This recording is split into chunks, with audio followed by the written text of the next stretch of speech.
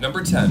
Pushed Peter Parker. Now, when I say he pushed Peter Parker, you might be thinking, okay, well, so what? This guy does backflips off the Empire State Building for fun. So what's a push really gonna do to this guy? Well, this was an issue because Peter Parker's spider sense didn't go off, which he found troubling. It should have went off. It's danger. Why didn't they tell him? Now, do keep in mind, this is before Venom made his big comic book debut in Amazing Spider-Man 300, so his ability to block his spider sense was still a mystery. So Peter luckily saved himself with his reflexes and Good Samaritans to help him out off the tracks, but Venom was trying to get rid of Peter long before he was slurping up bad guy brains. Now, the fact that he didn't say anything catchy or announce his big plan, any villain monologue, makes it more realistic and pretty scary. Number 9. A healthy diet. What makes a deadly space goop even more terrifying? Well, let's start with its choice of meal. Us. He likes to eat us and our brains. In The Amazing Spider-Man issue 333, Venom said to Spider-Man, "We want to eat your brain." Now, him just saying that to you must be intimidating enough, let alone actually doing it, which we see in Venom the Hunger issue 1. He even surprises himself too when it goes from just being a threat to an actual thing that happens. The symbiote needs to feast on brains, not just because it's yummy and fun, but because of a certain chemical found in the brain instead. Eddie isn't a big fan of this throughout the comics and often prevents it from happening by giving Venom chocolate instead. In my opinion, that's a really good solution. Offer anybody chocolate instead of anything, they'll probably take it. Because chocolate contained the same chemical, so it worked. It was a nice tasty substitute. Until eventually writers just stopped including the need for human brains for a meal altogether, which is great. Let's just do more of that, less eating brains. And before we head over to number 9, if you guys could go ahead and give us a thumbs up down below, that would be great. You guys are the best. Thank you so much for watching. Now back to our list. Number 8. Mary Jane trauma. Back in his first comic book appearance in 1988, one of the first things Venom did was introduce himself to Mary Jane in the next issue. In this moment, she can't even remember her name. She knows almost nothing because her mind has been harshly numbed while she's cruelly drowned in this onrushing tide of primal fear. That's what the comic says. That's how they described it. And these emotions may never fully fade away. And it's all thanks to Venom. She's so beyond scared that when Peter walks in with the black suit on, she thinks that it's Venom for a brief second. Venom even says that although it wasn't their target, shaking her up could still work. Yeah, for sure. Let's just terrify some people and ruin their lives just because. Awesome. Therapy not included. Number 7. Broke Black Cat's nose and heart. Venom wanted everything to do with Spider-Man. He wanted to take away everything, starting of course with his love life. So in Amazing Spider-Man 316, he goes after another close acquaintance. This time it's Black Cat. We see her in a train of thought, wondering where Spider-Man had moved to. How peculiar indeed, I wonder. So she's come to realize that her and the spider should be together, and then now Venom comes in just to ruin her entire day. Venom attacks and figures she must know where he is, although she legitimately doesn't. So before Venom heads out, he casually mentions that Parker's wife didn't know where he was either. Adding insult to injury, literally. She got a broken nose, and then he's like, hey, by the way, he's married, so your night just went from good to the opposite. What a terrible night, too. Imagine getting your nose broken, and then someone's like, hey, by the way, she's married. Number 6. Leave a trail. When Eddie Brock was doing time at Rikers Island, his cellmate just happened to be Cletus Cassidy, who was in there for, let's just say, some horrible things. So when Venom came and reunited there with Eddie, part of the symbiote was left behind as they were breaking out, taking over Cletus Cassidy. This guy was horrible beforehand. I mean, he was in there because he took out tons of guys and he bragged about it the entire time. He's sick. So that plus the symbiote equals Carnage, making its first debut in Amazing Spider-Man 361, Carnage Part 1. He's one of the biggest, baddest villains in the comic, and I'm actually looking forward to seeing Woody Harrelson play him in the live-action Venom sequel. Now, while most of this can be pinned on Cletus being the main problem here, we have to add it to the list. Always make sure you don't leave any space goop behind, especially not in prison. Come on, Venom. Who do you think's gonna grab it? Number 5. Ditch the gear. Sometimes when you don't need something anymore, you drop it like it's hot. Like that scene from Forrest Gump, where Forrest runs out of his leg braces. But now sometimes when you realize you don't need something and you get rid of it, sometimes you just happen to be Venom. And sometimes that thing you no longer need is Angelo Fortunato. So back in 2005, Marvel wanted to reboot Venom. So the new Venom host was Don Fortunato after he won the symbiote in an auction. What a great win, by the way. I would definitely bet on that. He gave the suit to his son Angelo to make him more tough. Okay, sure, it works. Hey, trust me, man, it works. Eddie warned him about the risks, but Angelo didn't listen. Angelo attacked Spider-Man and ripped out his heart, only to discover that it was just an imposter. And then after a fight with Spider-Man, Angelo just left out of fear. He was getting his butt kicked, he wanted nothing to do with it. And Venom wasn't a fan of that, so he left the host mid-air. He just dropped him like a top. But his gear wasn't working properly after the fight Angelo had just caused, so how unfortunate is that? Number 4, killed Uncle Ben. On Earth 2301, better known as Marvel's Mangaverse, we see Ben Parker part of the Spider Clan. He's skilled and ambitious, and he even plans to open his own martial arts school. How badass is that? So during this time, he was teaching a young Peter Parker the ways of the Spider Clan. When one day Peter was rushing to avoid being late to the dojo, he was surprised to see all the lights were off. Weird. I wonder if there's like a surprise party or something, or maybe Venom's here. Let's hope it's the first one. With his last words being, "With great power comes great responsibility," he died at the hands of Venom. There's a nice scene later on where the two talk again, and Uncle Ben gives the advice needed to Peter in this dreamlike sequence. It's beautiful. But the damage Venom did on this Earth was permanent. And sad too, quite sad. Number 3, Lee Price. When Venom bonds to a host, depending on who that person is, things could be manageable. Like Eddie Brock, for example, things are manageable, it's kind of workable. But sometimes they can be even worse than before.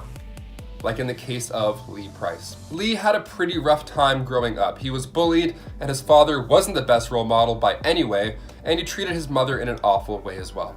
Just not a great guy, not a great house. So in order to escape this horrid living situation, Lee thought it best to burn down the apartment, all while his parents were still in there.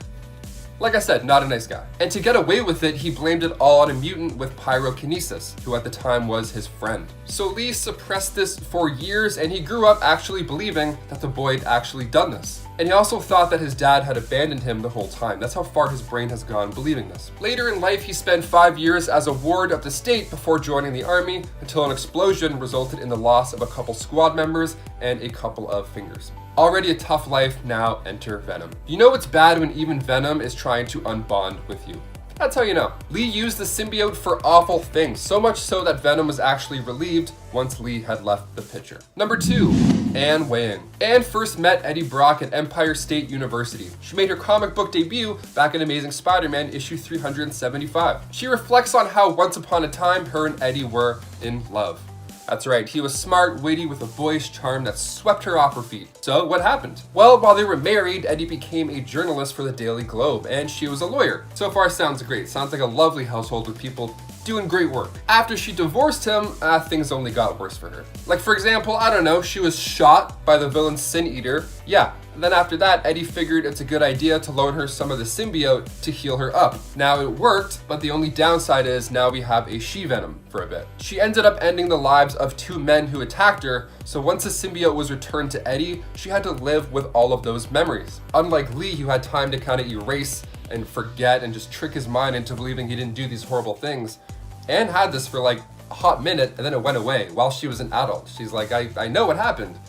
And it doesn't work out well for her. She was traumatized until the end of her life. She couldn't even leave her own apartment. Even for such a short amount of time, Venom can cause quite stress levels. Number 1, planetary attack. In Venom Space Knight issue 8, the symbiote teaches Flash Thompson a lesson about its past. Back to where it all began. Back to where the first host was born. Yeah, so after the two had bonded, he went back to his homeworld and took out everybody. Now all that remains are just graves of the dead. Venom describes this first host as a cruel and twisted soul, one who showed Venom the cruelty and twistedness of his own soul. He killed everybody on this planet, so naturally I have to put him at number 1. Kicking off the list at number 10, Diana gets ahead of the game. One of the changes to reality that occurs during the Flashpoint event is when Wonder Woman and Aquaman get married. I mean, it's great. I mean, well, not really. I mean, weddings are fun, I guess. I don't know. I hear shout and then I black out. It's so weird how that works. So this is the reality now where Bruce Wayne was shot and not his parents. And if that wasn't wild enough, Superman is now in a government lab having a not so relaxing time. And then we see Diana being saved by a sea monster from Aquaman. How lovely. A nice thing. This is great. We have nice things in this list already. Lovely. Ah, yes. Classic Wonder Woman. Nice. Nothing like getting cheated on and then having your head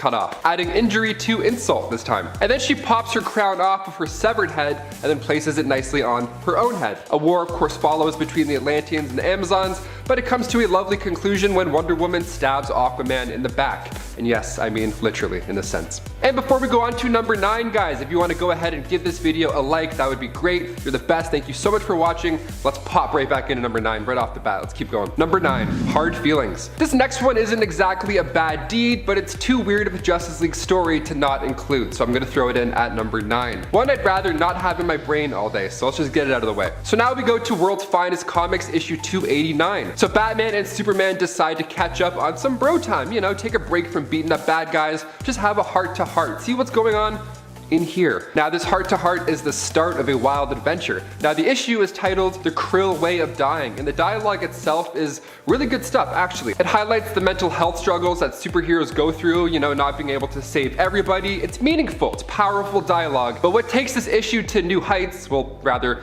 new lows, is when Superman and Batman are interrupted by a meteorite crashing, and out of the meteorite emerges the crew. Now the crew, not what you imagine in your head off the bat. I can tell you that because the crew, they're a bunch of space worms, and they're attracted to sadness. That's how they found the two, because they were talking about super sad stuff, and they're like, yes, sad, this way, let's go, let's head it. Their super depression was literally glowing. So these aliens need emotion in order to pass away. See what happens when you try and feel nice things, Justice League? Way to go, now we're all crying. I'm definitely crying. They're dead. Space worms are coming for me because I'm crying now.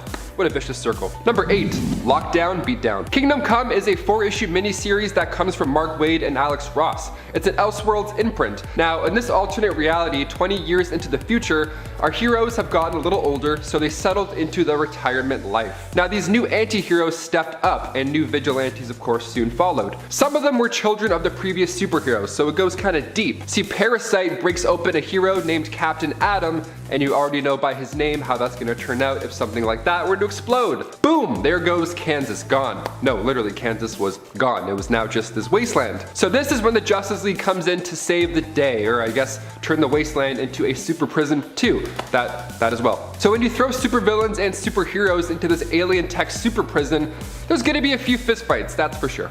Number 7, Tower of Babel. JLA Tower of Babel is a Justice League storyline, and one of the best storylines in my humble opinion. Written by Mark Waid and illustrations by Howard Porter, Batman is the greatest detective alive. Odds are, if you're ever in a room with Batman, he's already thought out your every move and he's planned his accordingly. He's always 2 steps ahead. That's what makes him the best. He also just happens to be the sole reason that everything goes in this storyline. He doesn't mean to, but it happens. So Ra's al Ghul and the League of Assassins launched this huge simultaneous attack on every member of the Justice League of America. Now the attacks are so specific, they're aware of the weakness of each League member. Now Batman was once worried that one or all of them could go rogue at any point, so he had contingency plans in order to take them out if that day ever came. So Talia al Ghul broke into the Batcave and stole those files. So if you want to take down some bad guys, here's exactly how to do it.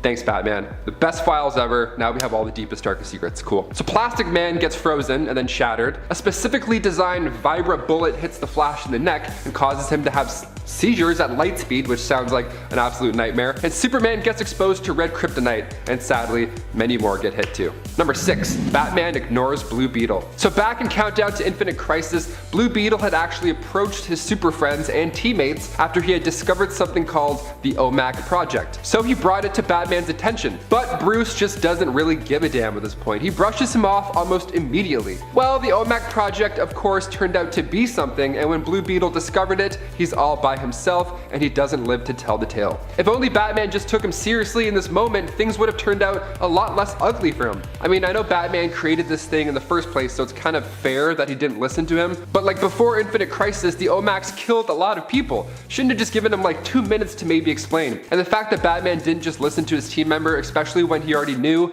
something was kind of going on, sounds like it's all on you, Batman. I don't want to be the guy to say it, but I was just the guy to say it. Number 5, Wonder Woman hunts the Huntress. The Injustice universe shows us a different side to our team members, sometimes a little darker than we're ready for. So in issue 21 of Injustice Gods Among Us Year 3, we find our main supers in a world that's not so bright. And when it comes to issue 21 of Injustice Year 3, DC shows us yet again how great Wonder Woman is at cracking that lasso of truth. It's just a matter of where she cracked it, that was the problem. Well, she wraps it around the neck of the Huntress, and the crack that we hear is exactly what you think. Bam. So Batgirl calls her out for being a murderer, even though she really didn't mean to do it. Accidents happen, especially in the middle of a battle, you know, it happens. I mean, the tension was high. The Huntress was punching through shields. Wonder Woman just reacted in a violent way. It happens, you're a superhero. I remember one time I wrist shot an orange hockey ball through a garage door thing. It's like, you know what? When you're in the middle of it, accidents happen, you get crazy. Number 4, get a room. Look guys, superheroes have emotions just like us, okay? They meet other superheroes and they take down bad guys together. They hook up in the sky in the owl ship above the rest of the world. They're just like us, okay? Sometimes key intimate moments are hard to conceal when you have the powers of a god, right? Specifically Wonder Woman and Superman. So after the triumph that is The Dark Knight Returns, Frank Miller decided to dive into an intimate moment with those two. So Wonder Woman and Superman embrace in each other, but where does this happen? In a fancy hotel? Fortress of Solitude? No and no. They get it on up there in the sky, of course, where everyone can see and hear. So they're superheroes, so this caused massive tidal waves. Volcanoes are blasting off, people are even evacuating islands. Like, this is a bad day. I mean, bad day for everybody but Superman and Wonder Woman. They look like they had a great time. Number 3, Superman moves Atlantis. Injustice Gods Among Us issue 12 is the final issue of the first Injustice comic series written by Tom Taylor, and we see Aquaman just unleash the ultimate pain. He's not having an easy go at this time. He's unleashing armies on coastal cities. He's trying to show Superman that he has the power as well, and that he's not going to allow Atlantis to be taken over. So Superman is like, okay, you think you're the tough dude? No problem. Let me step in. Superman sees this as a threat, and even Batman's like, great, this is exactly what I thought was gonna happen between these two. So Superman doesn't just fly in, fight Aquaman one-on-one, and then settle their differences with this whole ordeal. No, instead Arthur gets the help of Wonder Woman and Green Lantern, and they literally move Atlantis. They move Atlantis like it's new furniture. Pivot! Pivot! They move it to the Sahara Desert, the place with the least amount of water possible. Not cool, guys, not cool. Number 2, Superman outs Batman. So in the climax of Batman vs Superman, we see Bruce Wayne straight up try and take out the Man of Steel. It's intense, and it ends with Superman not surviving in a way, but until he comes back in the Justice League movie. Spoilers. So if you're feeling a little upset about that, this next one should turn the tables in your mind. Superman once outed Batman, and he did it in a pretty hilarious way. Through social media, of course, of course. Did he make a TikTok? No. Was it through Ask FM? No and no. It was in the pages of Injustice Gods Among Us issue 10. I mentioned this comic earlier because it has our super friends going against each other, but Superman takes it up to the next level when he posts Batman's true identity online. His tweet was quite simple and to the point. Batman is Bruce Wayne. 1.5 million retweets, not too shabby at all. Batman's trending on Twitter in real life almost like once a week, so I'm just waiting for the day when I look and I'm like, yes, Batman is real.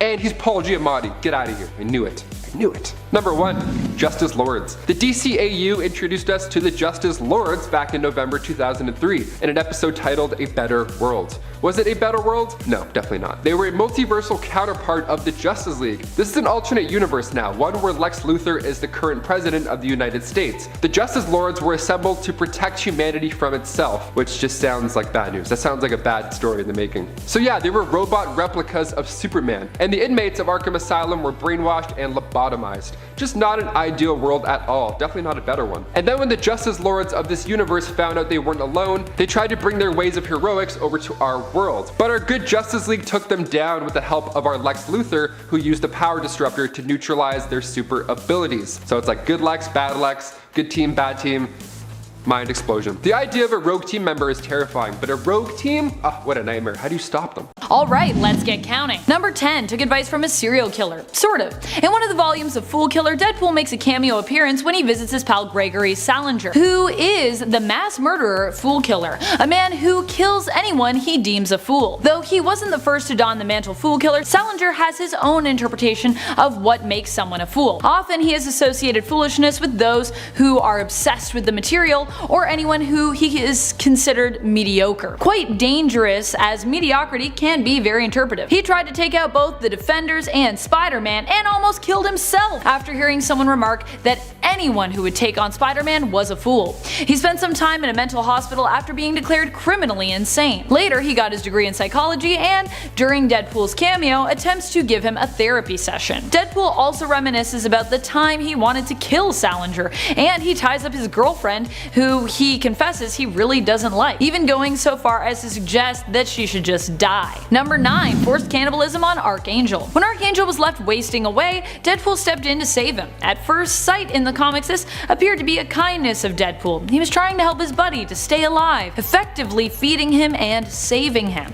Then Angel wanted to know what he was eating, and it was revealed that Deadpool was actually feeding his teammate his own flesh without Angel's consent. In other words, he was forcing Archangel into an act of cannibalism. So sure, he was saving his life, but you should probably give your teammate the opinion as to whether or not they want to eat your flesh. I also can't imagine that Deadpool would taste great. Number 8. Killed classic literary heroes. In Deadpool Illustrated, which is not considered canon, Deadpool extends his wrath for the Marvel Universe to even any literary figures who inspired the very characters he has hunted. He goes after Moby Dick, Scrooge, the Musketeers, Sherlock Holmes, and even puts an end to the characters of Little Women. Harsh. This may be an awful deed that Deadpool accomplished, but it also is a must-read, as Cullen Bunn is the writer behind the 4-issue series. Cullen Bunn is also known for his non-Marvel comic book work in the horror series Harrow County, which you should also read if you haven't already read it. Number 7. Killed his own parents. Of course, this wasn't of Deadpool's own volition per se. That is, he didn't know that they were his parents, as he had been brainwashed by the butler and had his mind wiped. Still, he returned to his parents' home in Canada, who again, he didn't remember. He was sent there to kill them as a test to see how much control Butler had over Wade. Upon his arrival, he experiences some deja vu, and Sabretooth tells him that he could always just, not follow through on the job, starting to feel a little bad for Deadpool. But Deadpool doesn't really understand why he wouldn't do the job. A job's a job, he says. But the Canadian superhero team Alpha Flight shows up and interrupts them. Later on, Deadpool actually returns to his parents' house to finish the job. He seems to recognize the home and some items in it, but he still does not flinch, removes the smoke alarms, and sets the home ablaze with his sleeping parents inside. Number 6. Enslaved a man. Chef Deadpool has kind of become almost an alternate or alter ego of Deadpool's himself. He has his own pop figure and is what people refer to when Deadpool is sporting his chef's hat, and usually he's cooking something up as well. In case you didn't know, Deadpool's regeneration factor also pretty much gives him a bottomless stomach, meaning he can eat an insane amount of food and that you shouldn't expect to win an eating contest against him anytime soon. He loves pancakes so much he even made over 300,000 of them one time.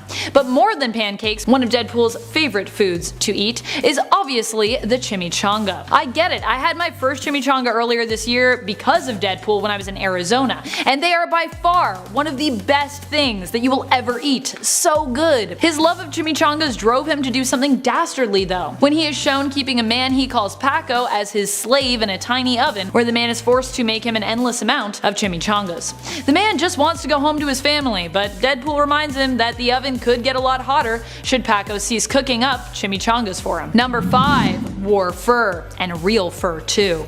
Okay, so this is less to do with the actual wearing of real fur specifically, and more to do with the fact of who the fur used to belong to. During the events of Deadpool Kills the Marvelverse, Deadpool eliminates almost all of the X-Men by using Cyclops' optic blasts after he's captured Professor X. Somewhere in between this and when Wolverine shows up to avenge his fallen X-Men, Deadpool manages to get his hands on Beast's fur and fashions himself a headpiece. Wolverine's healing factor appears to have met its match in Deadpool's carbonadium sword, and Wolverine is taken down by Wade while he wears Logan's fallen teammate's fur like a sadistic trophy. How dare you wear Beast? Fashion faux pas. Number 4. Used his daughter as bait. For those of you that don't know, now, Wade Wilson has a daughter, little Ellie Camacho. Wade generally tries to keep some distance between him and Ellie and her mom for their own safety, unless apparently there is a copycat on the loose bent on ruining his reputation.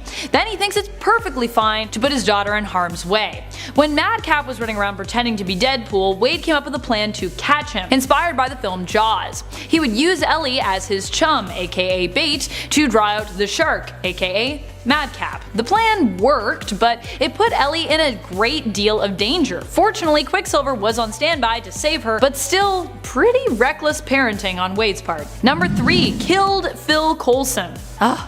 Anyone that kills Phil Coulson, that's a huge... It's bad. So bad. This mission is given to Deadpool by Captain America, who is later revealed to have been working for Hydra all along. You know, Hail Hydra and all that. Deadpool has always looked up to Captain America and as such excitedly accepts the mission, though he doesn't quite understand why he's required to take out one of S.H.I.E.L.D.'s finest agents, but he trusts that Cap has a good reason. In the comics, Deadpool's point of view is also interspersed with Coulson's point of view, and we see the tragic juxtaposition of two men who admired Captain America and everything he has stood for, but who have different information in regards to who Cap really is. Coulson knows that Cap is aligned with Hydra at the time and knows what he has planned. He is seeking to get the word out and even pleads with Deadpool to question the orders he is given, but alas, Coulson is unsuccessful in swaying the mercenary and ends up dead anyways. R.I.P. Coulson. Number 2. Killed the entire Marvel-verse. This didn't happen even just once, by the way. Deadpool Kills the Marvel Universe was so popular that it quickly transformed from a one-shot into the Deadpool Killogy, comprised of Deadpool Killustrated and Deadpool Kills Deadpool as well. The first time this happened is because Wade was locked up by his friends in an insane asylum for his own good, but also for kind of the good of everyone else because, you know, he can be pretty annoying. This was overall a bad idea though, as it resulted in Deadpool realizing that he and everyone else in Marvel were fictional characters trapped in a comic book, and he broke himself out, deciding that he needed to free everyone by killing them. The next time around it was less of Deadpool's fault, as he seemed like he was the victim of some brainwashing. Number 1. Wolverine Origins. I know we can't fully blame Deadpool for this one, and that he made amends for this version of Deadpool by killing him at the end of Deadpool 2, but I just can't make a worst things list revolving around Wade Wilson without mentioning this vile atrocity. It hurts my eyes anytime I just even think of it. Ugh. In Wolverine Origins, our first insight into Wade Wilson's character is actually pretty promising. The Merc with a Mouth lives up to his reputation of being an expert killing machine who can't stop cracking wise. But then he undergoes some experimentation that takes everything that we love about him away. His mouth is sewn shut and he's fully under control of Stryker, and is now called Weapon 6. I don't know. His katanas are now Wolverine-like blades that emerge from between his knuckles. Great. Just what Deadpool likes to be known as, a bad Wolverine ripoff. And at number 10, Siren. Siren, aka Teresa Cassidy, is the daughter of Banshee, a name she would eventually use as her alias in honor of her late father. First introduced in 1981's Spider-Woman issue 37, she's a mutant with a few nifty tricks up her sleeve, which include her sonic scream, sound manipulation, flight, hypnosis, teleportation, and of course, immortality. That one definitely comes in handy. The two first met when they were on a mission to fight Black Tom Cassidy and Juggernaut. There was a sweet moment when she saw him without his mask and then reinforced his confidence, and then the two just hit it off from there. But unfortunately, they weren't endgame. Typhoid Mary would put a rift in their relationship when she disguised herself as Siren and then slept with Deadpool. To make matters worse, when Siren wanted to try to fix things, Copycat, another one of Deadpool's romantic interests that we'll be touching on later, disguised herself as Deadpool and then assaulted Siren. Things only got worse from there, with the two of them later having a one-night stand during a dark period in Siren's life, after her father died, with her then stating the romance was over for good. And at number 9, Black Widow. No, not that Black Widow. Well, actually it might have technically been, because at the time Natasha was Yelena in disguise. Regardless, we're talking about the second most prominent woman to hold that mantle, Yelena Belova. Belova, who first appeared in Inhumans issue 5 in 1999, would have a brief fling with the Merc with a Mouth when she was the leader of Norman Osborn's Thunderbolts team. Also, sort of a brief fling. Deadpool, who had pissed off Osborn pretty heavily at the time, was targeted by the team and in battle took out the other members of the Thunderbolts, no sweat, but found him struggling against Yelena. Impressed by her combat skills and her looks, he attempted to woo her, and slowly his charm grew on her, and it led to a surprising kiss. Deadpool was likening her to death, one of his biggest loves, more on that later, so he declared his love for Black Widow, and you can imagine how that worked out. And at number 8, Orxa. Orxa is a character who first appeared in Deadpool Volume 2, Issue 33 back in 2011. She's an alien who helps run Futsal Intergalactic Towing and Recovery, and has married a slew of characters in the past whose names she actually has tattooed on her arm. When Deadpool shows up at the Futsal station, having killed one of those husbands, she assaults him. So what does DP do? Well, he gives her a big ol' smooch, which calms her down, but she also believes that the kiss was a marriage proposal. She actually ends up helping save Wade during a mission, one in which another alien named Ob, who loves Orxa, is trying to kill him in, which then left Wade severely injured, with wounds that normally would have killed him if it wasn't for his healing factor. While he heals, Orxa and Ob fall in love, and because his wounds should have technically killed him, he's considered dead, which is the one requirement necessary to allow for a space divorce between him and Orxa to happen. So all in all, this alien lovin' did not last long. Moving on to a surprising number, in at number 7, the Wasp. Deadpool has hooked up with many people over the years, some of which are pretty darn shocking, like that he managed it. Perhaps one of the most shocking is the woman who named the Avengers herself, one of the founding members, Janet Van Dyne, aka the Wasp. Now to be fair, this went down during Deadpool's Secret Wars, in which he was revealed to have actually been present for Secret Wars. During this, his face had been healed by an extraterrestrial healer, and he was handsome as hell, managing to swoon Wasp, who at the time was the leader of the Avengers. As she puts it, while they lie in bed with one another, I quote, "Well, that was unexpected." Yeah, we feel you there. It's revealed at the end of Secret Wars that Deadpool's wish was that he had never been there, which explains his absence, although in reality it was due to him not having been created yet. And at 6, Satana Hellstrom. Satana Hellstrom, often referred to as just Satana, is the daughter of Satan, and the sister of Damon Hellstrom, who is often referred to as just Hellstrom. Oh, family ties. As a child, after the death of her mother, she was taken down into the depths of hell by her father to train her in her demonic powers. Deadpool crossed paths with the character during the Deadpool team-up series, in which, after losing her soul in a high-stakes poker game to a group of 4 geeks, she seeks out the Merc with a Mouth to help her out. Turns out those geeks are actually all demons in disguise who want to marry her and become the heir to hell. Deadpool comes up with what he deems a brilliant plan and marries her himself, binding her soul with his, giving him more strength to defeat each of the demon suitors. And the demon who won the poker game was like, "Well, sure, you've got a marriage certificate, but if you're dead, that certificate does not count anymore." So he tries to kill Deadpool, but thanks to that power boost, DP is the winner of the match. Unfortunately for our favorite anti-hero though, Satana bails on him and states that they're getting a divorce. And as a part of the divorce settlement, she gets to keep half of his soul. Ouch. All he really wanted was a honeymoon. In at 5, Rogue. Deadpool and Rogue. It's a thing that happened while the two were on the Avengers Unity team. Rogue was leading it at the time, and Deadpool essentially helped keep them afloat with his cash dollars while he was with them. The two eventually developed a mutual respect, but it wasn't until the team took down Red Skull that the two hooked up romantically. After kissing, Rogue had absorbed his skin, to which she replied to his shock by saying, I quote, "I don't care what I look like, Wade, except she said that more southern than I just did." The relationship didn't really go anywhere past that, especially after Wade ended up killing Phil Coulson under Captain America's orders. Well, Cap was all Hydra at the time, that is, so. Killing an ally usually puts a dent in romantic relationships, especially if it was a mutual ally and an uncalled for murder. Oh, what could have been? In at 4, Outlaw. Outlaw, aka Inez Temple, first debuted in Deadpool Volume 1, Issue 65 in 2002, created by Gail Simone. Her nickname is Crazy Inez, which helps paint a picture as to why her and Deadpool hit it off. They met after Deadpool made some major waves in the mercenary world by accomplishing an almost impossible mob hit. There was a lot of flirting between the two, but nothing actually went down, and Deadpool shortly afterwards was assumed to have been killed off. But then, Inez found herself hitting it off with Alex Hayden, aka Agent X, who many had believed at the time was actually Deadpool with amnesia. This was due to several similarities, from the body scars to the healing ability, and Alex had shown up on the scene shortly after Deadpool disappeared. Well, at least it looks like she's got a type. In at 3, Shikla. Shikla is a character who first debuted in Deadpool The Gauntlet Issue 3 in 2014, and was also married to the Merc with the Mouth, and also divorced him. She's a succubus, and long ago her and her family ruled over the monster world in a time that predated humans. Being opposed by the vampire race, her family struggled, forced to endure an age-long war with them. And after her brothers had been killed off, Shikla's father sealed her in a coffin until it was safe, or until she got married. Weird.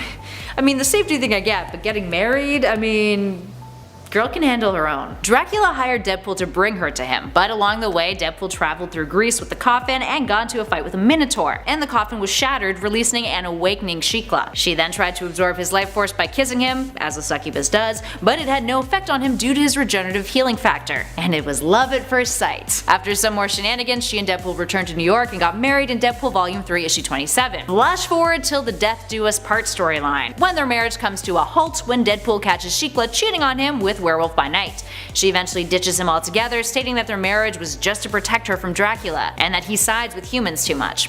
While that might seem harsh, they were super into each other once upon a time, but a lot of strain had been placed on that relationship. These days, she's actually hooked up with the ultimate undead character himself, Dracula, and the two are married. Her father must not be super into that, or turning, rolling, spinning in his grave, whatever that saying is. It's like exactly the thing he didn't want to happen. And at number 2, copycat Vanessa Carlyle. Vanessa Carlyle of the comics has a bit of a different story than her live action adaptation. For starters, she has powers. Copycat first hit the scene in 1993 as herself, but technically in 1991 when she was using her shapeshifting abilities to impersonate Domino, it was a whole thing. After being kicked out of her home at a young age, the young mutant shapeshifter went into prostitution, which is where she met Wade Wilson and fell in love with him. He broke up with her after finding out that he had cancer, which broke her heart. Flash forward a bit, in the New Mutants issue 98, she assumed the identity of Domino, and in 1993, Deadpool would reveal her actual identity to the X-Force team. This began an on and off again relationship. She would eventually be fatally injured and died, which was in his arms, telling him that she always loved him. Although without her knowledge, Wade had poured some of his own blood into her wounds, allowing her to mimic his power and heal herself. She would then go on to ruin Deadpool's other relationships after she was in tip-top shape and running her own chimichanga stand. Does she get to eat them for free if she owns it? That doesn't seem like a solid diet to have, but it would be nice to have the option to occasionally have one. And finally, in at number 1, Mistress Death. Okay, sure, Death, also known as Mistress Death or Lady Death, is not technically a superhero, but she is still a powerful cosmic entity, and that's something.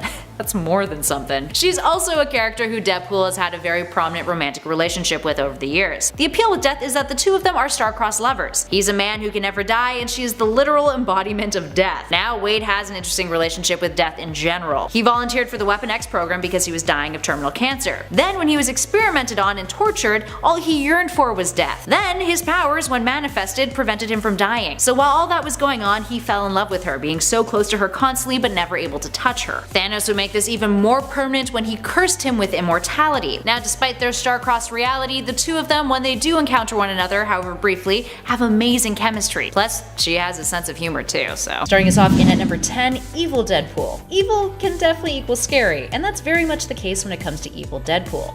He's got a pretty creepy physical appearance. Now, his origin is even crazier. So we all know that over the years, Deadpool has lost a lot of limbs. He's gotten maimed pretty bad at times. And while we don't ever think about where those limbs go, gross, turns out they did end up somewhere. And that place is in the possession of Ellen Whitby, Deadpool's stalker, who saved his chopped off bodily bits in a freezer. Deadpool found out about this and chucked them into a dumpster. As one would. But when they thawed, it turns out they still had Deadpool's regenerative abilities, and they merged together to form an evil Deadpool. Running around like a Marvel Frankenstein, he went to the point of blowing up Deadpool's favorite chimichanga restaurant just to prove a point. Sounds pretty evil to me. In at number 9, Ultimate Deadpool. Ultimate Deadpool, also known as Wade Wilson, was once a US Marine sergeant in the Ultimate Universe, aka Earth 1610. He transitioned into becoming a mercenary, hunting down mutants and kidnapping them, and then forcing them to be hunted alive on live television. He even became the leader of the Reavers.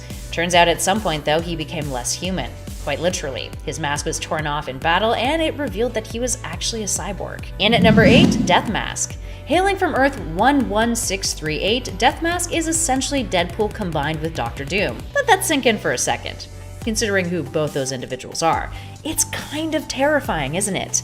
A completely criminal, insane super genius, this version of Deadpool came to be when Reed Richards used a new scientific experiment to try to cure him from a fatal brain tumor. Reed removed the tumor, but not without unexpected consequences. Deadpool's intelligence skyrocketed to super genius levels, and he began referring to himself as Death Mask, wearing a mechanized suit that looks just like Doom's. And he jumps between genius and bad crazy like the flip of a switch. In at 7, Deadpool. It's about like MODOK. Little is known about this alternate, but considering it's visually clear that he's an alternate version of Deadpool amalgamated with MODOK, we can only imagine the kinds of devastation this Deadpool is capable of. He's a super genius, and also a super assassin. And he has little arms. Aren't they cute? He also has an incredibly dark sense of humor, and while that may make him sound more likable than scary, just imagine what it'd be like to stand off against this fellow. Yeah, now that's some scary stuff, my friends. And at 6, Deadpool Dinosaur. I don't know about you guys, but if I saw a T-Rex running around with a Deadpool mask on, I'd be both horrified, but also intrigued. I mean, he looks pretty awesome, right? Yet at the same time, that's one mean, lean, prehistoric killing machine right there. This is the Wade Wilson of Earth TRN-321, which is an amalgamation of Devil Dinosaur and Deadpool himself. Moving on to number 5, Watari. Also more commonly known as Ronin Pool, this alternate version lands on this list because he's incredibly intimidating and deadly. Hailing from an alternate Earth known as TRN-150, he's a 17th century samurai-inspired hero from Japan, who appeared in the 2011 5 Ronin series. And he was considered to be the most deadly samurai of his time. His physical scarring is not because of a cancerous tumor though, but rather because he was betrayed by a friend, then ambushed, then maimed, and then left for dead. It's also earned him an unsavory nickname, the Fool. After some serious dabbling in alcoholism, this Deadpool finally did get his revenge and ended up appearing as part of the Deadpool Corps to fight a villain named Dreadpool. More on that guy later though. In at number 4, Deadman Wade. Here's one who aesthetically scares us. Deadman Wade is from the Age of Apocalypse timeline, Earth 295. Now he's obsessed with feeling pain, so much so that he would have his teammate, Danielle Moonstar, inflict pain upon him, for pleasure, of course. Now, as part of the Pale Riders, a team of assassins who work for Apocalypse, this Deadpool was eventually killed by Nightcrawler. But later, he was resurrected to help enforce the ranks of Weapon Omega, aka the evil Wolverine, and then was later recruited to be a part of the Deadpool Corps. But the worst part? He lacks that psychotically fun-loving personality trait of the 616 Wade Wilson and other alternates. He's actually quite depressed and often confused, which is tragic, but he's also a psychotic killer, so... Moving on to number 3, Headpool. Headpool is one of the most recognizable alternates of Deadpool. Headpool originates from Earth 2149, otherwise known as the Zombieverse, or Marvel Zombies. Now, Marvel Zombies was very similar to the 616 universe prior to the zombie infection that devastated it. That went down when Sentry punched his way from another alternate universe, carrying a disease that would turn any living being into a flesh-eating zombie. Makes COVID seem much less scary, doesn't it? Headpool used to be a zombie Deadpool, being infected shortly after the infection broke out, and was part of the attack on the Silver Surfer. Now after that, he seemingly disappeared, until he popped up on Earth 616, calling him the Merc with half a mouth. He ended up getting decapitated though, reduced to only a head, hence the name Headpool. Later, he would be finished for good when evil Deadpool stuck his head into a microwave, causing him to explode. Up next, number 2, Dreadpool. Dreadpool is often considered to be the deadliest alternate version of Wade Wilson. From Earth 12101, he's an alternate version who isn't referred to as Dreadpool in the comics. That's actually the product of him being referred to as such by co-creator Cullen Bunn. First appearing in 2012's Deadpool Kills the Marvel Universe issue 1, Dreadpool is a version who really loves murdering people. In Deadpool Killustrated, he started a multiversal massacre, trying to wipe heroes from the pages of literature at the realm of ideas, which was known as the Ideaverse. Creative way of killing a lot of characters. Dreadpool stuck around for a year before getting killed by the 616 Deadpool after the other Deadpools from the Deadpool Corps were killed off. And last but not least, in at number 1, Venompool. Dreadpool might be the most sinister of the Deadpool alternates on this list, but Venompool is by far the scariest looking alternate. He first appeared in Venom Deadpool What If back in 2011, a 4-part miniseries that followed this venomized Deadpool hanging out in the 1980s in the alternate reality of Earth 90211. Now his origin story follows him pre-venomized. He was hired by Galactus to kill the Beyonder. Wade Wilson found the Beyonder at a nightclub, but was then enticed by the Beyonder to party with him. So while the two were hanging out in the Beyonder's flying limousine, Spider-Man shows up, demanding that the Beyonder rid him of the symbiote costume. Spider-Man is then shot out of the vehicle, but the symbiote jumps off of him and then bonds to Deadpool, and chaos ensues. Well, fun-loving chaos, but he's still scary nonetheless. Number 10, invulnerable to telepathy. So Deadpool's healing factor actually renders him resistant, extremely resistant to telepathy. That's because the neurons in his head are in a constant state of flux, with his dying cells being rejuvenated at an accelerated rate. However, this is a sometimes, who's writing Deadpool ability, meaning that the level of resistance can vary. Still, even if a telepath can get in there, they can rarely make sense of everything going on, especially back when Deadpool still had multiple caption boxes. Number 9. Healing tied to mental state. Now most everyone knows about Deadpool's enhanced healing factor and how he can heal from pretty much anything. He's been decapitated, he's been turned to a puddle of goo, and then he had to drink cable, it was a whole thing.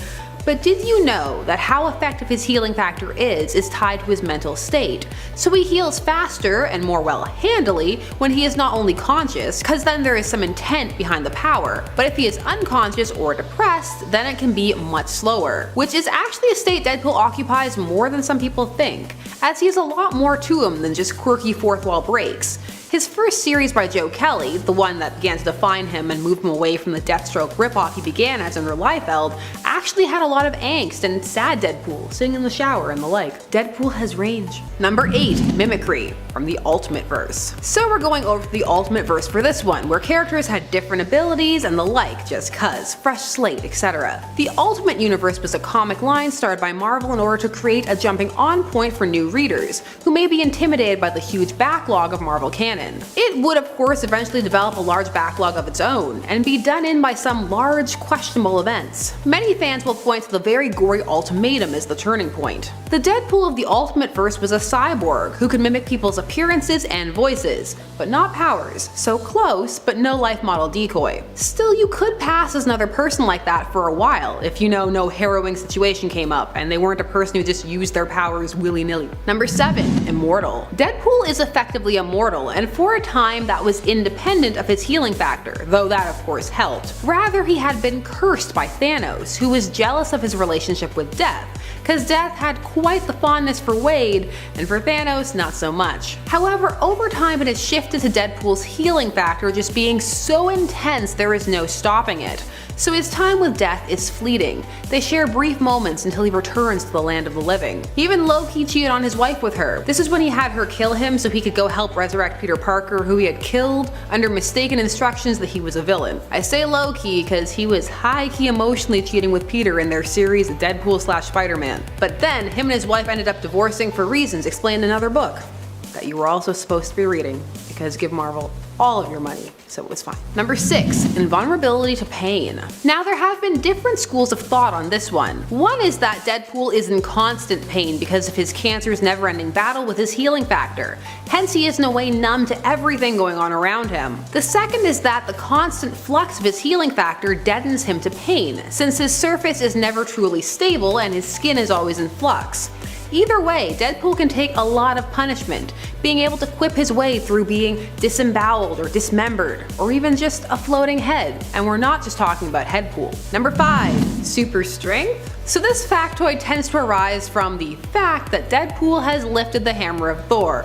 Let me explain. Firstly, some would take this to mean that he is worthy, while others would have it mean that it must be strong, because no way should Deadpool be able to lift that hammer except for comedic purposes. Which is of course what this was. You had Deadpool in the little winged helmet with a cape, manipulated by Loki into stealing the hammer. But here's the thing, he never actually had Thor's hammer. Loki cloaked the real hammer and then transformed Deadpool's clothes. However, that aside, in general, many fans feel that the feats Deadpool accomplishes require some form of super strength in order for him to pull them off. What do you think? Super strength or just years of murking people? Number 4. Hulkpool. This character appears in the comic Hulked Out Heroes. He is a gamma irradiated version of Deadpool. So a Hulk Deadpool, all that power and rage and strength and Hulkness, being sent to kill his original Deadpool because he was a murderer with no remorse, alternate timeline things. This was a whole world of Hulks, hence the title of the series. Hulkpool travels around time, finding himself in World War II, eventually kills the alternate Deadpool and makes his way back to the main verse with the help of his friend Bob the Hydra Agent. Oh, Hydra Bob. Now there's a fun character. Very venture bros, just low-level grunts in huge organizations trying to get by. Number 3. Venompool. The Venomverse graced the world with many Venoms from all over. So this version of Deadpool comes from the edge of the Venomverse, like the edge of the Spider-Verse, get it? So he was investigating a warehouse full of parasitic worms and ended up bonding with the symbiotes that he could expel the worms who had attached themselves to him, which of course gave him all the powers of a symbiote. So of course the constructs, the excess strength, and agility. Venompool would be willingly absorbed by a member of the poison species, the natural predators of the Clintar, aka symbiotes. And as a result, he would become Poison Deadpool, so that he could be a double agent, cause no matter the universe, Deadpool is Deadpool. watch out. Number 2. Caption boxes. For a period of Deadpool's history, he had multiple narration boxes, and they all had different voices and typesets and colors, and would tell him different things. It was thought for a while that this was the manifestation of a power that allowed him to be aware of the fourth wall, and also assess situations from a variety of angles. It would later be revealed that the caption boxes were actually different characters in his head, being caused when Deadpool has regenerated near someone who was also for all intents and purposes dead. So he has merged them. So Madcap, a Captain America villain, was the more psychotic voice, while the other voice was never properly identified, though some claim was Deadpool's psychiatrist. So Deadpool, he can absorb people and keep their consciousnesses alive. Terrifying. And number 1. Enter white space. Deadpool can move with ease in Gwenpool's white space, and as seen in the series Gwenpool Strikes Back, can lead the way into it. The white space is a metatextual space where Gwenpool operates, observing, changing, and mocking the Marvel world. Deadpool was able to inhabit it, understand it, and create a flowchart within it. It makes sense, what with his meta-awareness, that he should be able to move with ease in such a space. However, everything except the end retcon which happened in that series needs to be taken with a grain of salt, as the author said via Gwen in the story that it was meant to be future-proof. Still, Deadpool was there, and he did it. Number 10. Deadpool Dinosaur. Deadpool Dinosaur is a version of Deadpool that is a T-Rex. The main thing that indicates his Deadpool-ness is that he's wearing a Deadpool mask and is part of the evil Deadpool Corps. The evil Deadpool Corps are a group of villainous Deadpools originally led by an alternate Deadpool, Dreadpool. They aim to eliminate all Deadpools across the multiverse. Deadpool works to stop them and annihilate this villainous group in the story Deadpool Kills Deadpool with the help of his own good team of Deadpools, known simply as the Deadpool Corps. Deadpool Dinosaur is accompanied by his own Moon Boy, who looks a lot like Logan in the face, if I'm being honest. Is this just me noticing this? This version of Moon Boy also fights from Deadpool Dinosaur's saddle with a big gun. The two are basically an alternate version of Moon Boy and Devil Dinosaur, with of course some Deadpool mixed in there.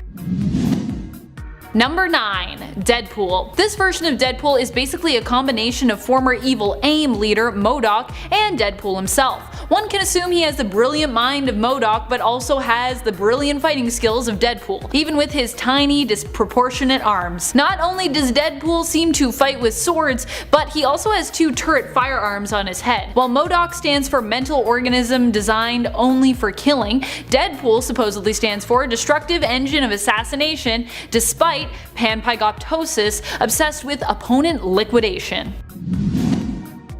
Number 8. Venompool. In a story that is continued through various What If issues, we get to meet Venompool. Venompool is an alternate version of Deadpool from the alternate Earth of 90211. Here Deadpool ends up becoming bonded with the Venom symbiote during his time with the Beyonder, following a run-in with Peter Parker, who was bonded with the symbiote at the time. The symbiote leaves a defeated Peter Parker for Deadpool and bonds with him. Later on in his life, this is a path that leads Deadpool to end up killing all the heroes of his universe, whom he does not find attractive. He does let the attractive ones live. I guess that's something, I guess. Following a therapy session with Doc Samson, who this version of Deadpool also promptly kills thereafter, he realizes he needed to be true to who he was. This allowed Venompool to accept that who he was a massive jerk, and prompted him to use a weapon called the Retcon Expungifier to wipe out the entire universe. Basically, he's in the running for being the biggest jerk of all the Deadpool alternates. Number 7. Cesspool. We don't know that much about Cesspool. Like many of the darkest alternates of Deadpool, Cesspool was part of the evil Deadpool Corps. What we do know of him is that he has a terrifying appearance and mutation. He's completely covered in mouths with a razor-sharp teeth and uses these to try and devour his opponents. Yipes. This is like something straight out of a horror movie. Number 6. Galactipool. This alternate version of Deadpool was too dark for even main continuity Deadpool himself. Galactipool shows up just as we thought the fight was coming to a close between the Deadpool Corps and the evil Deadpool Corps. Galactipool is a combination of Galactus and Deadpool, and Wade wondered where in the heck the evil Deadpool Corps even found an alternate like this Galactus Pool. Fortunately, despite him likely having I guess some kind of intense cosmic power, alternate Deadpool, Lady Deadpool, manages to defeat Galactipool using the Deadpool Corps ship, B. Arthur. Sadly, this was the end of B. Rest in peace, B. Number 5. Wolverine Pool. What happens when you take Deadpool and Wolverine and mix them together? You get Wolverine Pool. Wolverine Pool comes from the alternate Earth of 1946. Wolverine Pool is the ultimate Weapon X program weapon. He is a version of Wade Wilson who had adamantium bonded to his skeleton. He belonged to the evil Deadpool Corps and was killed during a fight with the non-evil Deadpool Corps. It is assumed that he of course has a healing factor, but not one strong enough to regenerate himself when reduced to just a skeleton, and likely a healing factor that was weaker than both the main continuity Wolverine and the main continuity Deadpool. Number 4. Red Tool. Red Tool is actually not from an alternate Marvel universe, but is actually from DC Comics. Oddly enough, while Marvel's Deadpool was created by Rob Liefeld and Fabian Nicieza to be a parody of DC's Deathstroke, DC then decided to themselves parody Marvel's own parody of their character, creating Red Tool, who is a parody of Deadpool. He's a parody of a parody. Still, just because we are stuck in a weird perpetuation of parody doesn't mean that Red Tool has to be a super light and fun character. Although he kind of is that too. Red Tool is dark in the fact that he only fights with tools, including power tools, making his physical conflicts also appear a lot more gruesome than his Marvel counterpart. And he doesn't have a healing factor, instead he just can't feel pain, due to having a part of his brain removed, which also makes him somehow even more disturbing of a character than Marvel's Deadpool. Pretty impressive actually. Good job, DC. Number 3. Headpool. Headpool is the version of Deadpool from the Marvel Zombieverse of Earth 2149. He is aptly named Headpool because in the end, that is all that's left of him. A head. But a head who is still very much alive, that is, and would still very much like to eat you. This version of Deadpool was also not confined to just existing in the alternate Earth of Earth 2149. He ended up making his way to Earth 616 while he still had most of his full body actually. He ended up making his way to Earth 616 while he still had mostly his full body actually. He was thought to have been completely decimated during a fight there, but it turns out he survived, but simply had lost the rest of his body and was now just a head. Number 2. Dreadpool. One of the darkest alternates around, Dreadpool is the version of Deadpool who appeared in Deadpool Kills the Marvel Universe. He is from the alternate Earth of 12101, where he was driven even more insane than he already is. A therapist known as Dr. Benjamin Brighton attempted to brainwash Deadpool so he might use him for his own means. However, this failed, and instead ridded Deadpool of his standard inner voices, replacing them with a single voice. This voice in his head seemed fully aware that nothing in the Marvel Universe was actually real, and encouraged Deadpool to free everyone from this fictional prison or fictional reality by killing them all off, which Deadpool then proceeded to do. Basically, Dreadpool is from Deadpool's darkest timeline. Number 1. Evil Deadpool. Evil Deadpool is an alternate Deadpool from the main reality of Earth 616. He is sort of a Franken version of Deadpool who was created by the deranged and psychotic Dr. Ella Whitby. Ella Whitby accidentally helped to create him from storing bits and pieces of Deadpool's body, which had been lost throughout his life while he fought. She collected these because she was obsessed with Deadpool. She was also madly in love with Wade. Though they were stored in her fridge, they were likely part of her shrine of collectibles of Deadpool. In the end, Deadpool found these parts in her fridge and tossed them out. As they thawed in the garbage bag he disposed of them in, they came to life and rejoined together to create Evil Deadpool. A version of Deadpool that is evil and just an all-around complete jerk for the sake of being one, whose fighting skills rival the real Deadpool and who also has a backwards arm, which actually proves to be surprisingly useful in fights for him. Coming in at number 10, we have the disfigurement of the tragic villain known only as Bootface. Batman is infamous for having a strict rule against killing any of the henchmen or villains he often fights against, but that doesn't stop him from doing some major damage, and no one shows that off clearer than Bootface. A former criminal who made the extremely unfortunate choice to try and attack Batman with a flamethrower, Bootface was permanently scarred when his flamethrower malfunctioned, and Batman kicked him in the face during the fire, grafting the imprint of Batman's boot directly on Bootface's, well, face. Bootface would return as part of a group of similarly injured villains that wanted revenge on Batman for permanently altering the course of their lives, and while it could be argued that maybe these guys shouldn't have been living a life of crime in the first place, it still is pretty messed up just how far Batman is willing to go, even if he's technically not breaking his no-killing rule. Coming in at number 9, we have the time that Batman made Robin dig his own grave. Yes, the Silver Age of comics has more than its fair share of wild moments, but few can probably compare to the cover image of Jimmy Olsen and Robin being forced to literally dig their own graves while Batman wields a Tommy gun. Now, apparently the actual story behind this cover is because Batman has lost his memory and been convinced that he's actually a member of the Mafia. While Superman still retained his sense of self, he had to pretend to go along with the Mafia act until he was finally able to return Batman's memories, but not before likely traumatizing Robin and Jimmy Olsen for life by making them dig their own graves at gunpoint. Coming in at number 8, we have the time that Batman launched a villain into space. Once again, Batman's no-killing rule was placed under a bit of stress when Batman Incorporated's Japanese division found itself under attack by the immortal supervillain Lord Deathman, a bad guy that was even able to resurrect himself from having his corpse thrown into a literal volcano.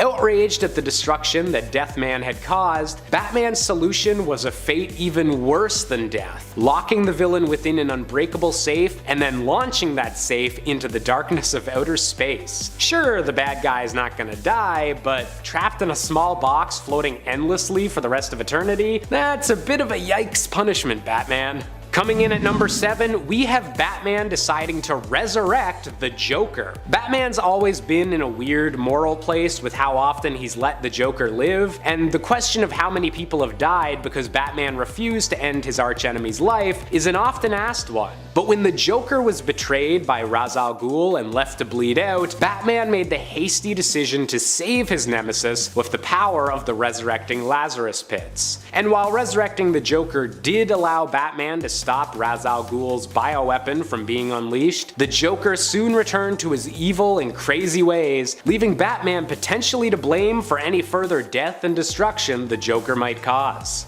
Coming in at number 6, we have a Golden Age Batman highlight with the time he straight up murdered a henchman with the Batplane. Batman's earliest adventures are notable for not quite having polished out the details of the character yet, with stories featuring him using guns and being a lot less uptight about the whole no-killing thing. One of the biggest examples was how Batman treated the superpowered henchmen of the villain Dr. Hugo Strange in the very first issue of his self-named series, using the Batplane's machine guns to take out a criminal truck driver before using a noose on the back of the Batplane to wrap around the neck of a genetically altered mental patient labeled as a monster. You'd think that maybe the comic would imply that Batman was just airlifting the monster somewhere else, but the narration makes it clear that nope, Batman just flat out hung a guy. The 1940s were definitely a different era. Coming in at number 5, we have Batman spying on the entire superpowered population with Brother Eye. Following an event in which Batman had his memory wiped by Zatanna and then eventually remembered it, Batman realized he would never be able to fully trust the Justice League, or any powerful metahumans for that matter. In a case of majorly overcompensating for this issue, Bruce Wayne constructed Brother Eye, an artificial intelligence housed in a secret satellite that kept tabs on every superpowered being on the planet, all without anyone knowing they were being watched. Of course, this tech would later be manipulated and abused by the villain Maxwell Lord, showing that sometimes Batman's paranoia can go a bit too far and have disastrous effects on the rest of his team. Coming in at number 4, we've got the time Batman was the worst friend ever and slept with Barbara Gordon behind Dick Grayson's back. In the alternate future where the animated series Batman Beyond takes place, Terry McGinnis eventually found out the reason that Bruce Wayne and Dick Grayson were no longer on speaking terms. Apparently, Bruce and Barbara Gordon, the girl that Dick was absolutely crazy about, had a relationship that ended in a miscarriage while Dick was out of the city dealing with personal issues. This is some incredibly heavy stuff to put in the comic follow-up to an animated children's series, and it really seems out of character for Batman to betray his protege so deeply and then handle the fallout so poorly. Whether it's iffy writing or just a really dark take on Bruce Wayne's personality, breaking the hearts of two people he claims to care about the most is a really bad look. Coming in at number 3, we've got to go with Batman keeping logs on how to defeat the rest of the Justice League. During an event known as the Tower of Babel, Ra's al Ghul manipulated his daughter into giving up Batman's secret files that he had assembled on all the Justice League members and how exactly to defeat them if they ever went rogue. And while Batman claimed this was all because of the very real possibility of the team being compromised or being controlled by an enemy force, it's kind of hard to defend your choice as being the right one when Martian Manhunter was lit on fire, the Green Lantern was made blind, and Superman was poisoned with red kryptonite. Bruce Wayne may be smart, but in the hands of a villain, his plans just might be deadly. In a similar vein, coming in at number 2, we have Batman hacking Cyborg the very first time they met. While this incident occurred in the alternate Injustice universe, the idea behind it is essentially the same as our last entry. Batman has a hard time trusting people, and sometimes that gets revealed at the exact wrong moment. With the Justice League divided as Superman becomes a villain in this universe, Batman temporarily injures Cyborg with an electrical virus, which Cyborg quickly realizes would be impossible with his new firewalls, and then makes the realization that the virus's date signature reads as the very first week that Cyborg and Batman ever met. Ice cold, Bruce. Ice cold. And finally, coming in at number 1, we have to go with Batman's treatment of Robin in the infamous series All-Star Batman and Robin. There's always been a bit of weirdness to the dynamic of Bruce Wayne teaching a child or teenager to become a violent vigilante sidekick in his quest for justice, but this alternate universe miniseries by Frank Miller definitely takes the cake. With this version of Batman constantly verbally berating Dick Grayson with some dated language that we definitely can't use on this channel, the worst moment of all comes when Batman locks Dick inside the Batcave as some form of intense training under pressure, forcing the boy to live in pure darkness and eat rats to survive. With all the awful things Batman has done over the years, torturing this young boy who just wants to be a hero might be one of the worst. Number 10, Hugo Strange. Is there anything scarier than the image of Hugo Strange as Batman? While you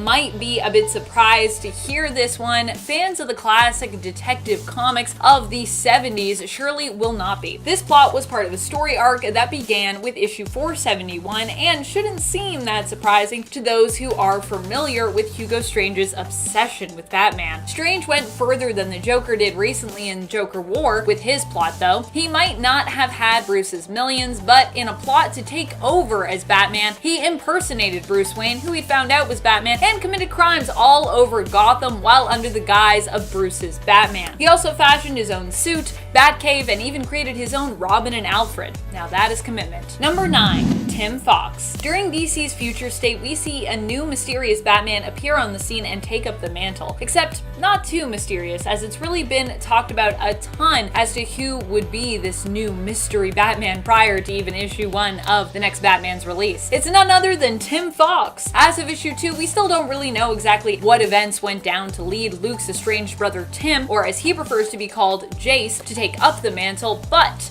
we can guess what might have inspired him. Likely, like Batman, a lack of justice and a personal loss. His sister is actually currently in a coma, and while others seem to actually blame the masks for her predicament, it seems like Jace actually feels more inspired to don a mask himself, the mask in fact, in Batman's absence, following what was believed to be Batman's death. I gotta say, with each issue, I'm actually warming more to the idea of Jace's Batman, who also appears in the Future State Justice League as well, and I absolutely love his costume. Number 8, Azrael. Following the events of Nightfall, Batman was left broken by Bane, and Bruce Wayne as such was forced to hang up the cowl while he worked towards recovery, trying to fix his broken back. For his replacement, he chose Jean-Paul Valley, aka Azrael. Azrael would prove to be an interesting choice in the long run. Initially, he appeared to be a passionate and fearsome fit, but he ended up taking things too far, brutally attacking the criminals who opposed him in a more violent and drastic fashion when compared with Bruce's Bat. He also became obsessed with being Batman to the point that Bruce Bruce Wayne, upon his return, was actually forced to fight Azrael in order to make him give back the mantle. Number 7. Thomas Wayne. Our Flashpoint Batman ends up being none other than Batman's father, as in this alternate reality, young Bruce Wayne is the victim of that fateful mugging instead of his parents. And if you thought Bruce was living in the darkest timeline as Batman, Flashpoint would like to remind you that you are sorely mistaken. Things could always be a lot more dark than even our main continuity Batman. Thomas Wayne as Batman not only has to deal with the loss of his son, but also the fact that this loss drives his wife completely insane, turning her into Batman's #1 enemy, the Joker. And when they both find out there is a reality where their son lives, becomes Batman, and they actually died, both Flashpoint Martha Joker and Thomas Batman agree that whatever it takes, that reality needs to be saved. And before we move on to this next spot, just a quick little reminder to give this video a thumbs up if you love Batman as much as I love Batman, and who doesn't love Batman? Number 6. Damian Wayne. Damian Wayne becomes Batman in an alternate future where the first to inherit the mantle, Nightwing, Dick Grayson, has actually died. This ends up changing Damian, who believes killing may actually be necessary again in some cases moving forward. Hated by many as Batman, Damian does his best to protect Gotham with any means necessary. Damian also filled in for his father at one time in the main continuity when Bruce Wayne was unable to patrol. Young Damian told his father not to worry, as he would sub in as Batman for the evening in his father's absence. Number 5. Helena Wayne. I have always loved Helena Wayne and the idea of Batman and Catwoman having a daughter together to live on and uphold their legacy, which is why I love Helena Wayne stepping into the role of Batman, even if we only got to see her do so for like one issue. In the final issue of Earth 2 Society, we see Helena Wayne become the Batman, with her own Robin even as her sidekick. I love that Helena decides to leave the name as is, seeing it as a symbol of hope and as a legacy that she is proud to be a part of. I also love that her Robin is actually Dick Grayson and Barbara Gordon's son, John. So cute.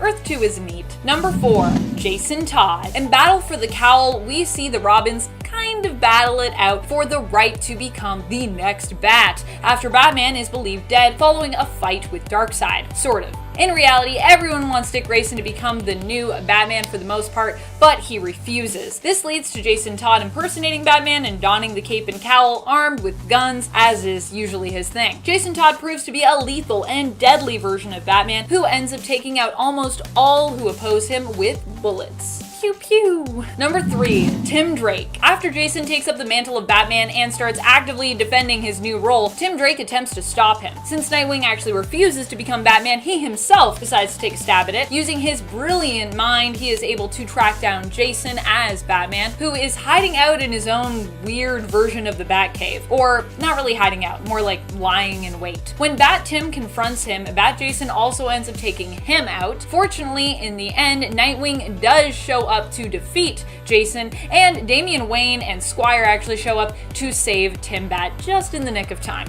as everything's collapsing. Number 2. Terry McGinnis. Of course, I cannot have a list of non-Bruce Wayne Batmans without mentioning the one, Terry McGinnis. Terry McGinnis is actually the genetic son of Bruce due to the scheming of Amanda Waller. Realizing that Batman was getting on in years and seeking to make the perfect replacement for him, she started Project Batman Beyond, which the animated show that Terry appears in takes its name from. Waller found the perfect psychological matches to Bruce's parents, and without them knowing, managed to actually rewrite the reproductive DNA of the male of that couple. Later on, Terry was born, making him the genetic son of Bruce Wayne, despite his biological parents being Mary and Warren McGinnis. Waller even attempted to have his parents assassinated, attempting to create similar conditions to Bruce Wayne's upbringing, and hoping to inspire Terry to become a vigilante and begin training at a young age with his parents' death. However, the assassination plot fell through, so instead, Terry grew up with his parents alive. They had a second son and would later divorce. Warren, though, would end up being murdered, which would inspire Terry to become Batman, and and lead to a team-up and crime-fighting partnership between him and Bruce. Number 1. Dick Grayson. I mean, you knew he was going to be number 1, right? Following the events of Battle of the Cowl, Dick finally accepts the role of Batman, taking up the mantle for himself and replacing Bruce. Dick Grayson is usually seen as the legacy Batman, the heir to the Bat that we all kind of expect, as he was the first Robin. Even though Damian Wayne is Batman's biological son, Dick still often plays the role of oldest sibling and firstborn under the wing of the Bat, so it makes sense that he would be the one to inherit that title when Batman is believed dead. However, in the end, it would be revealed that Batman actually wasn't actually dead, but was simply blasted into the past, and that the body they initially believed was his was only that of one of Granny Goodness's clones of him. Eventually, Batman would return, and Dick would end up returning to his superhero mantle of Nightwing once more. Number 10 took his own life, right in front of Robin, no less. Of course, this was all part of a plot to get into the exclusive Death Cheaters Club, but he still made Robin take part in this wacky scheme. Not only did Robin have to stand by and witness Bruce drink a poisonous concoction so that he might momentarily die, but he also was involved in that scheme. It was Robin's role to go and retrieve the doctor, who was at Wayne Manor to visit the elderly butler, Alfred. Dick had to pretend this all happened randomly, by the way, and wasn't planned at all. While the doctor attempted to revive Bruce, he began to worry with every passing second if Bruce would manage to recover, and how awful Dick would feel if Bruce died. He was like, this is terrible, what if it doesn't work out? Yeah, it makes a lot of sense that you'd feel that way. I feel like this is not an activity that your kid's sidekick should be involved in. You shouldn't just be like, I'm just gonna take my own life and put myself in this place, but don't worry, it'll all work out, and just be here and make sure it works out. That's a lot of pressure. I'm like 11, Batman. Number 9 made Robin dig his own grave. This actually happened to Dick Grayson's Robin in the comic World's Finest in issue 197. One of those stories where the plot is all based around one shocking, comic-selling, cover-featured moment. In this case, the moment was getting Superman's pal Jimmy Olsen and Robin to dig their own graves, while Superman and Batman stand over watching them, threatening to kill them once they're finished. Oh my goodness. How could this happen? Well, I mean, Batman was going to do the killing here anyways, because Superman has a very strict moral code that he simply cannot break. But I know, you're probably wondering, how did this happen? It's so crazy. Look at this cover. Well, this seems awful because, like I said, shock factor. In reality, this all came about as a misunderstanding. Batman had bumped his head and believed that he was mafia crime boss Lucas. I think I'm saying that right. Lucas. However, once his memories were recovered, it was too late. Superman was forced to seemingly kill Jimmy and Superman using his heat vision at the behest of the real Lucas, who appeared on scene. But don't fret though, this was all a clever ruse created by Superman to help them all escape safely, as well as apprehend the criminal. The overall plan also involved wax figures and a little piece of mint candy, because classic comics. I was wondering that when I saw when I saw Jimmy and Robin get melted, that's what I was wondering. I was like, wait a minute. They melted like pretty intensely, like a candle. They must be wax figures. Also, I love that can all happen in front of like a bunch of people and everyone's like, yeah, that looks legit. Alright friends, before we move on to this next spot, if you are loving this list and you want to hear about some more dastardly deeds that Batman has done to Robin, trust me, there are lots more, because classic comics and everyone was terrible back then. So be sure to let us know that you love this list by giving it a thumbs up, and maybe I'll have some more terrible things that Batman did to Robin to tell you about. Number 8, Rick Grayson. In a weird way, Rick Grayson was kind of Batman's fault, although KG Beast was the one who shot Nightwing, resulting in the brain damage that would of course affect his memories and leave him as Rick Grayson. Just around the time we had only just got him back as Nightwing as well. It would later be revealed that this incident was actually part of a larger plot, a plot to break Batman concocted by Bane and in part Thomas Wayne Sr., aka Flashpoint Batman. This proves that just being close to Batman can lead to all sorts of messed up things happening, including you forgetting who you are and instead of getting to be a hero again, becoming a very lost man named Rick, and later a brainwashed pawn of Jokers known as Dickie Boy. Rick Grayson was not a great time for Nightwing in the comics, and it all pretty much happened just because he was close to Batman and could be used as a tool to hurt him. So basically just one of the worst things I guess Batman can even do to anyone is be like, hey, you're cool and I like you. If Batman likes you, that's not good. Probably.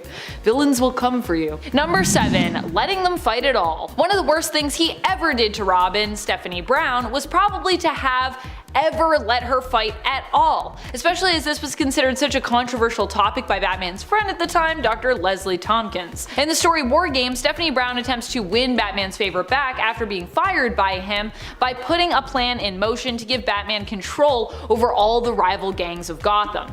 Unfortunately, this doesn't work out, because she's missing crucial information involving the real identity of Matches Malone. Spoiler, Matches Malone is Batman.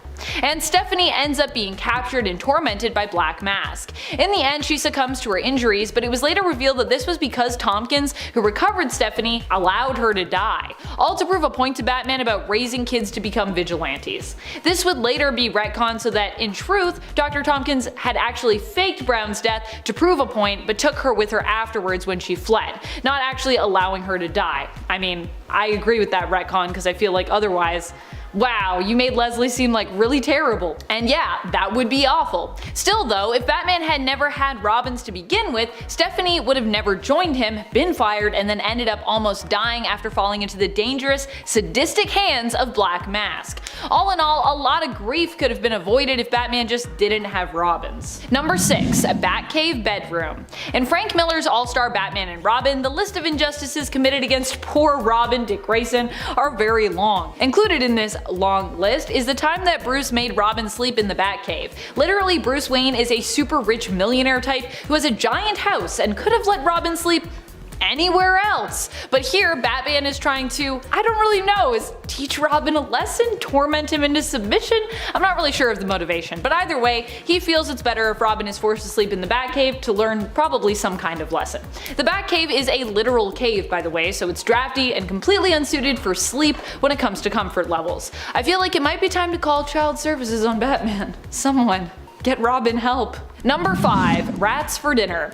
As if the previous point wasn't enough, Bruce not only deprived Robin of a warm, dry, and draft-free place to sleep, but he also deprived him of a rat-free place to sleep. The Batcave, you see, is filled with rodents, apparently, and when young Dick Grayson asked Batman and Alfred about dinner, he was refused any food from the household and instead told that he should catch his own supper, forcing him to dine on rats. What is happening? All-Star Batman was really brutal, not just to people he didn't like, but even to those he supposedly did like, such as Robin. Although I think maybe Batman needed to turn Robin into like a big jerky jerk like him in this universe before he would fully like him, because this Batman was definitely a jerky jerk. So maybe that's what was up with all the making him sleep in the Batcave and eat rats and stuff. Number 4. Slept with Batgirl. Although honestly, I wish I could count this for Babs too, but she's never been a Robin, so although it feels like there is some injustice that was done to her here as well, we're just gonna focus on the pain that these two caused Dick Grayson, Nightwing, who is basically Batman's surrogate son in almost every reality, and probably one of the most famous Robins. This one comes from the Batman Beyond continuity and apparently happened when Dick Grayson was out of town. Not only is this messed up because, well, I mean, Babs was Dick's girlfriend, akin to a daughter-in-law to Bruce, but he also ended up getting her pregnant. The affair between Bruce and Babs ruined Nightwing and Batgirl's relationship, obviously, and afterwards Bruce didn't even stay with Barbara as the two broke up after she lost the baby. Major yikes alert. Number 3. Unable to save Robin. In this case, Batman was unable to save Robin this time around in the Batman Beyond universe when he was kidnapped by the Joker and Harley Quinn. For this one, we're talking about Tim Drake Robin. Tim Drake was out on patrol on his own. He ended up kidnapped and hidden in Arkham Asylum for 3 weeks, with Batman unable to find him while he was tormented and brainwashed by the Joker and Harley into becoming Joker Jr., and also was coerced into revealing secret intel about Batman as well. This whole thing, it was pretty awful. And although Batman can't be held responsible for Joker and Harley's actions here, it is pretty strange that Robin managed to stay missing for 3 weeks, and also that he remained hidden away in such an obvious place as Arkham Asylum. I thought Batman was supposed to be one of the world's greatest detectives. The pain didn't end there for Tim either. No one would happen to catch a sneaky microchip that was implanted in Tim, which years later would actually cause him to regress, with Joker's personality gradually taking him over again. Fortunately, Terry McGinnis' Batman at that point was there to save the day and managed to destroy the chip, freeing Tim for good. But that wasn't Bruce Wayne Batman, that was Terry McGinnis Batman, so just saying. Number 2. Dead. Probably one of the worst things even in Batman's mind that he has ever done to any of his Robins is when he let Jason Todd die. Well, I mean, he didn't let him die. He wasn't just like standing there and he was like, yeah, I'm just gonna look the other way for this one. He did try to save him, but unfortunately he made it too late. This also would create a major shift for Jason, who would return many years later alive once more, feeling as though not only did Batman fail to save him, but he also failed him in the sense of abandoning him, as Jason did manage to survive. Now granted, Batman and the rest of the Bat family, they never knew about that, so although Jason still holds this grudge somewhat even today, it feels like he's expecting a lot from Bruce and company. Cause like, they would have been there for you, Jason, if they knew. However, if you ask Batman, not being able to save Jason Todd would probably be pretty high up on his own list of worst things he has ever done to a Robin. Number 1. Killed almost all of them. Despite it being in the name, it's sometimes easy to forget that the Batman who laughs was also once very much Bruce Wayne and the vigilante hero known as Batman. However, after being exposed to some very noxious Joker venom stored in Joker's spine and last breath, as Batman snapped his neck, killing him, Batman began to change. He became more and more paranoid and villainous, becoming ultimately an insane, almost hybrid version of hero and villain. Part Batman, part Joker when it came to his psyche. This prompted Batman to summon all of his Bat family members, but rather than ask them for help, he killed them all. Well, all of them except the Robin who was also his son Damian Wayne, who he instead offered a place at his side. Damian accepted and was spared, but every other Robin was pretty much murdered by the Bat himself, at least in this dark multiverse reality. Coming in at number 10, we have the head of the demon, aka Ra's al Ghul.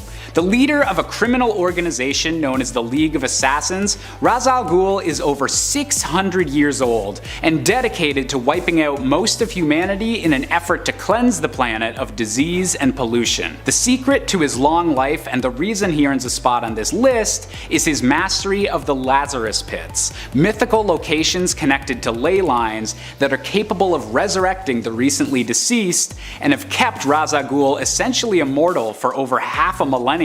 Combine that with the endless resources and followers that Ra's al Ghul has gained over the years, and you have quite the formidable villain. At number 9, we have Bane, the man who broke the Bat. A brilliant warrior who was raised from childhood inside an island prison, Bane's most notable act was when he systematically weakened Batman's support system and eventually faced and bested him in single combat, shattering Bruce Wayne's spine over his knee. This victory over the Dark Knight was only temporary, but has still given Bane an intimidating reputation that he more than lives up to, going on to become a supervillain crime boss and always looking forward to another rematch where perhaps he can break more than just Batman's spine. Coming in at number 8, we've got to go with the super assassin Deathstroke. While in recent years the infamous Slade Wilson has become more well known for tormenting the Teen Titans, Deathstroke has also had many run-ins with the Justice League and the Dark Knight himself. With his brain operating at 9 times the efficiency of a normal human being, Deathstroke is exactly the type of opponent that pushes Batman to his physical limits with a complete mastery of every weapon at his disposal. Combine that with his Icon suit, which has been shown to even be able to withstand a punch from Superman, and this is a foe that Batman is always just barely able to outwit. Coming in at number 7, we have the Predator, and no, I can assure you, you didn't accidentally switch over to an 80s movie themed YouTube channel. In a crossover event during the 90s, Gotham City found itself being used as the hunting ground by a member of the Predator race. Seeking out impressive warriors to fight, the Predator nearly started a civil war amongst Gotham's criminal underworld by killing some of the gangsters' best fighters, and even managing to put an intervening Batman into a full-body cast. Batman soon recovered, however, and was able to defeat the Predator and convince his race to leave Gotham alone by using a high-tech suit capable of seeing through the Predator's cloaking. Aliens being defeated by sonar-powered bat gadgets? Don't you just love comic books? Coming in at number 6, we've got to go with Clayface. When you're facing off against the world's greatest detective, being able to disguise yourself as anyone seems like a very useful skill to have. This alone would make Clayface a difficult foe for Batman to overcome, but combine that with the huge amounts of physical strength that Clayface possesses when he changes into his more monstrous form, and you have a rare mix of stealth and strength that keeps Bruce Wayne on his toes, usually forcing him to rely on a creative use of water to finally stop Clayface face in his very muddy tracks. At number 5, we've got a literal god of the Greek pantheon with Ares, the god of war. In an alternate universe in which Ares declared war against the entirety of existence, Batman stood with the rest of the Justice League in a battle that literally lasted for eons, until the sole combatants left in the entire universe were Ares and Batman, still standing through sheer willpower alone. After landing a blow that knocked Ares' magical helmet off, Batman was forced to put the helmet on to finally defeat and decapitate the God of War, leaving him the only survivor of this burned out universe. And while this version of Bruce Wayne would go on to become the Merciless, a bat-themed god of war from the dark multiverse, it still goes to show that the Batman is capable of taking down literal gods. Speaking of literal gods, we've got someone that's weirdly close enough with the infamous Batmite coming in at number 4. A troublesome imp from the same 5th dimension as the Superman villain Mr. Mxyzptlk, the Batmite is honestly more of a nuisance than a flat-out supervillain, often appearing just to try and challenge Batman or to see more of his heroic acts. Sending Batmite back to his own dimension is usually a tall order, given his complete reality warping powers, but luckily, the world's greatest detective is usually smart enough to outwit Batmite and send him packing to where he truly belongs. Coming in at number 3, we've got Poison Ivy, one of the villains most associated with Batman, but who may have been hiding her power levels just a little bit. Poison Ivy has always been dead set on protecting the green plant life of the Earth, and especially values it over human life. In a particularly noteworthy case, Poison Ivy was able to mind control essentially the entire human population through their consumption of fruits and vegetables. And while that's definitely some weird comic book logic, Batman was only barely able to defeat her by bringing her into contact with the one human being she cares about the most, Harley Quinn. You gotta love when love saves the day. Coming in at number 2, we have the Batman who laughs. Now, you obviously can't have a Batman villains list without at least somewhat referencing the Joker, but this wild combination of Bruce Wayne and his greatest foe might just give Mr. J a run for his money when it comes to power. In a dark, alternate world where the Joker realizes he's dying and begins a mass killing spree of everyone in Gotham, Batman is forced to finally kill his fated foe. Unfortunately, at the moment of death, Bruce was infected with a special brand of Joker venom that completely flipped his moral compass, but left intact all of his intelligence and planning. All of the chaos of the Joker with the brains of Batman. This supervillain is Batman's worst nightmare come to life, and has only been able to be defeated with the entire help of the Bat family. And finally, coming in at our top spot, we have one of the biggest bads in the entire DC Omniverse, Darkseid. The leader of Apocalypse and one of the more feared villains that the Justice League has ever faced, Darkseid is known to even be capable of defeating the usually unstoppable Superman in direct combat. You would think that a normal human being with no superhuman abilities would be completely ineffective against an evil god like Darkseid. However, during the event known as Final Crisis, with the entire fate of the universe at stake, Batman finally broke his no guns rule and fired a bullet of radion energy into Darkseid's heart, wounding him enough to stop the Final Crisis. And while Batman may have temporarily been believed to be dead due to being hit with Darkseid's Omega beams, it wasn't long before the Dark Knight had returned and proven that even ultimate evil isn't enough to keep him down.